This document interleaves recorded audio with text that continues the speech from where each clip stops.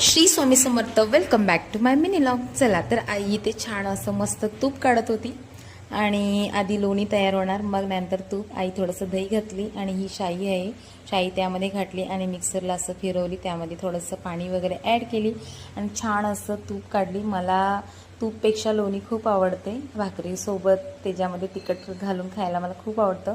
आणि आम्हाला कढीसुद्धा बनवायची होती आणि आई ते सगळं करत होती. आदूची तर बाहेर अशी मस्ती चालली होती आणि इथं बघू शकता तो कसं करतोय. त्यानंतर आईचं प्रोसेस इकडं चालू होतं. चला तर दुसऱ्या दिवशी सकाळी मी स्वामींची पूजा वगैरे इथं करून घेतली. आम्हाला जायचं होतं दुर्गादेवीच्या दर्शनाला. तिकडे मी पहिल्यांदाच जात होतो चिकोडीला आणि ॲक्च्युली ही संध्याकाळपासून यात्रा सुरू होणार होती, पण आम्ही खूप लांबून येतोय म्हणून आम्ही सकाळीच आलेलो आणि इथं देवीचं दर्शन वगैरे घेतलं, ओटी वगैरे भरून घेतलो. मी पहिल्यांदाच आलेलो म्हणून इकडं तिकडं सगळं असं छान असं बघून घेतलं. मूर्ती खूप छान होती, खूप छान वाटलं. त्यानंतरला दर्शन वगैरे आम्ही घेतलं. बाबा पण इथं फोटो वगैरे घेत होते. आदूचं पण इकडं तिकडं फिरणं वगैरे चालू होतं. आई ओटी वगैरे आणलेली. आम्ही आधी पुजारीला विचारलं आम्ही आत येऊ शकतो का. तिने म्हटलं चालतंय, काय नाही, आतमध्ये गाभाऱ्यात गेल्यावर चालते. मग त्यामुळे आम्ही आतमध्ये जाऊन छान अशी ओटी भरलो. इथं बघू शकता मूर्ती किती छान आहे.